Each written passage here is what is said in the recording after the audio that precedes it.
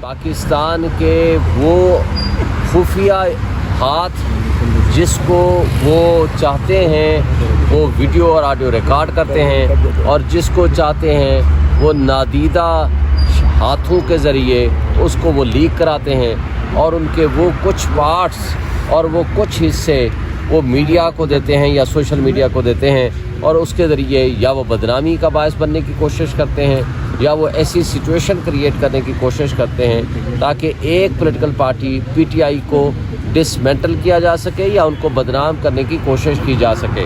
کیا کچھ کیسز کی پروسیڈنگ ہوئی، کیا کوئی آپ نے دلائل دیے، اور کیا نتائج ہیں آج کی پورے ایکٹیویٹی کی؟ دیکھیں، آج کے کیسز کے حوالے سے تو آپ کو سامنے سمجھ آ گئی ہے کہ جس طرح ایجنسیز پاکستان کے وہ خفیہ ہاتھ جس کو وہ چاہتے ہیں وہ ویڈیو اور آڈیو ریکارڈ کرتے ہیں، اور جس کو چاہتے ہیں وہ نادیدہ ہاتھوں کے ذریعے اس کو وہ لیک کراتے ہیں، اور ان کے وہ کچھ پارٹس اور وہ کچھ حصے وہ میڈیا کو دیتے ہیں یا سوشل میڈیا کو دیتے ہیں، اور اس کے ذریعے یا وہ بدنامی کا باعث بننے کی کوشش کرتے ہیں یا وہ ایسی سچویشن کریٹ کرنے کی کوشش کرتے ہیں تاکہ ایک political party P T I کو ڈسمینٹل کیا جا سکے یا ان کو بدنام کرنے کی کوشش کی جا سکے۔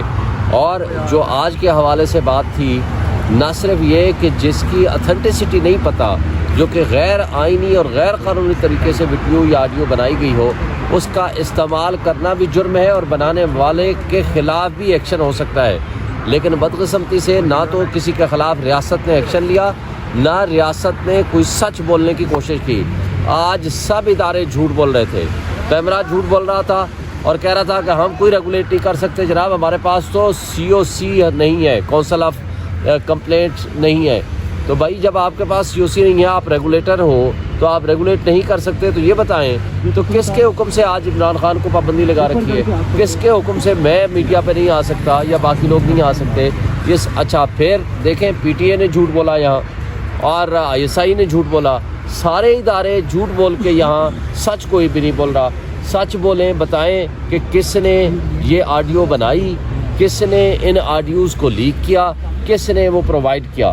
جب ریاستی ادارے سچ بولنا شروع کریں گے تو تبھی ہم ملک ترقی کرے گا، ہم آگے جا سکیں گے۔ سر جی، کل آپ نے ایک درخواست دی تھی الیکشن کمیشن آف پاکستان میں کہ آپ کو خان صاحب سے ملاقات کے دوران کوئی ڈاکومنٹس اندر لے کے جانے کی اجازت نہیں مل رہی، تو ٹکٹوں کے اوپر اب خان صاحب نے فیصلہ کرنا ہے، تو سر اس کے اوپر سے کوئی آپ کی سنوائی ہوئی اور پھر سر اس کا کیا رزلٹ نکلا؟ کل جو ہم نے چیف الیکشن کمیشن کو درخواست دی تھی، الیکشن کمیشن کو بلکہ، اور سب نے وہ سنا اور کہا کہ مناسب آرڈر پاس کریں گے، اور ٹکٹوں کی تقسیم کے حوالے سے کیونکہ خان صاحب سے مشاورت ضروری ہے، لیکن ابھی تک ہمیں کوئی آرڈر نہیں ملا۔ آج ہم جا کر کے پتہ کریں گے۔ ہم امید رکھتے ہیں کہ الیکشن کمیشن انڈر آرٹیکل 218 اور 220 کے تحت مناسب حکم دیں گے، اور صرف یہی نہیں کہا، ہم نے اس میں یہ بھی مانگا ہے کہ آپ اس میں فری اینڈ فیئر الیکشن کے لیے نیسیسری ارینجمنٹس کریں تاکہ جو ادارے اس وقت اغوا برائے بیان کا سلسلہ کر رہے ہیں، گھروں پہ ریڈ کر رہے ہیں، جو ظلم و تشدد کر رہے ہیں، جس طرح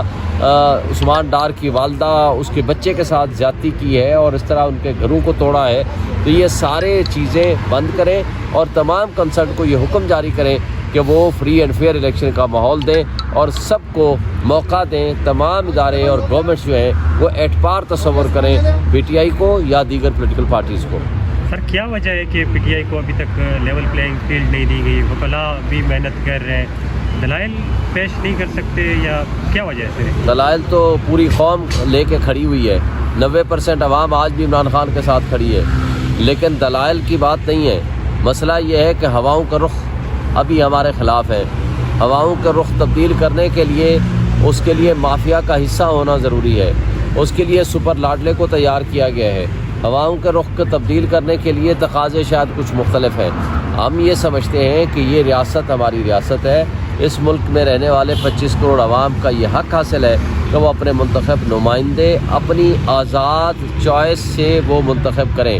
تمام پولیٹیکل پارٹیز کو ایکول اپرچونٹی ہونی چاہیے، وہ تاکہ ان کو یہ ایک حق مل سکے جو کہ ایک جمہوریت کا حق ہے، آئین کا اور قانون کا حق ہے۔ شعیب شاہین صاحب، یہ ابھی سپریم کورٹ بار اور پاکستان بار کی جانب سے جب انتخابی شیڈول بھی آ چکا ہے اور الیکشن کی ڈیٹ بھی آ چکی ہے، کاغذات نامزدگی بھی جمع ہو رہی ہیں، تو اب وہ الیکشن کمیشن سے مطالبہ کر رہے ہیں مستعفی ہونے کا۔ اس سے پہلے جب الیکشن کمیشن پر مختلف الزامات لگتے رہے مختلف جماعتوں کی جانب سے، جب کیوں مطالبہ نہیں کیا گیا؟ اب یہ تو ہم ان سے ہی آپ پوچھ سکتے ہیں کہ پورے 1 سال سے الیکشن کمیشن نے دوہرا معیار رکھا ہوا ہے۔ قانون اور انصاف کا دوہرا معیار تو سب کے سامنے ہے ہی ہے، لیکن الیکشن کمیشن کا دوہرا معیار foreign funding, Hanif Abbasi case میں کیا سب پارٹیز کا چیک کریں گے، صرف ہمارے خلاف آرڈر آیا، کسی کی پارٹی کو نہیں کیا۔ انٹرا پارٹی الیکشن دوسری مرتبہ ہمارے خلاف آرڈر آیا، دوسری مرتبہ ہمیں نوٹس کیا، پہلا آرڈر ہمارے خلاف آیا۔ توہین الیکشن کمیشن صرف ہمارے خلاف آرڈر آیا اور کسی کے خلاف نہیں آیا۔ لیول پلینگ فیلڈ ہمارا مطالبہ ہے جو الیکشن کمیشن ہمیں نہیں دے رہا۔